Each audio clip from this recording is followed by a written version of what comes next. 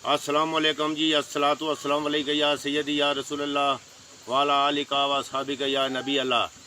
दोस्तों यारो, मैं ये तकी सकने हो माजूर हूँ, ऐ तकी सकने हो माड़ा बाजू कटे आ। तो मैं एक हथा नाल दिहाड़ी पर घाह कपना आ, 1000 रुपया दिहाड़ किन्ना आ। तो घाह कपना आ मोहतरम, ऐ तकी सकने हो।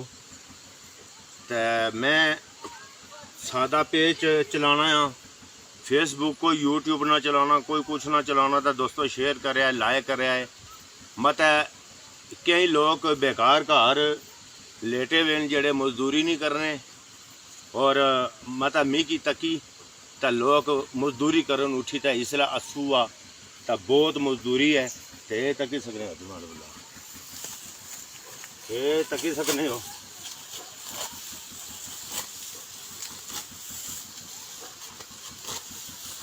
ये तकी सकने हो।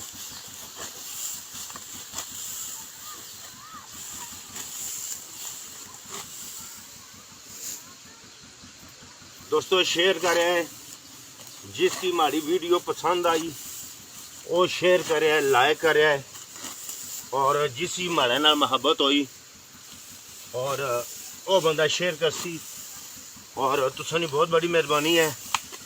तो दोस्तों इसलिए मजदूरी करो, घाह कपो।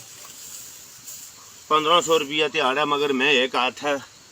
तो लोग आखने थोड़ा हाथ कोई नहीं, एक हाथ ही 1000 रुपया दे सकता। मैं मिगी 1000 रुपया चंगा है, निका निका बाल बचाया। तो है तकी सकते हो दोस्तों। तो सारे लोगों की मैं एक दावत देना है कि मजदूरी करो। तो मजदूरी विच बड़ी अच्छी बात है तकी सकते हो।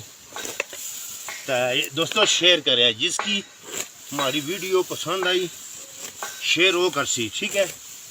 और मैं 3 बच्चे न माड़े सरकार तो उन्होंने घाह कपी मजदूरी करी, तो उन्होंने कफालत कर रहा। तो लिहाजा हर बंदे की मैं दावत देना है कि तुस माड़ा गा तकी किनो कि एक हथा ने नाल मैं घाह कपना है। तो तुसां की भी मजदूरी 2 हथा ने नाल करनी चाहिए है। तो बड़ी मुश्किल नाल यानी कि दिहाड़ पूरी कर रहा हाँ।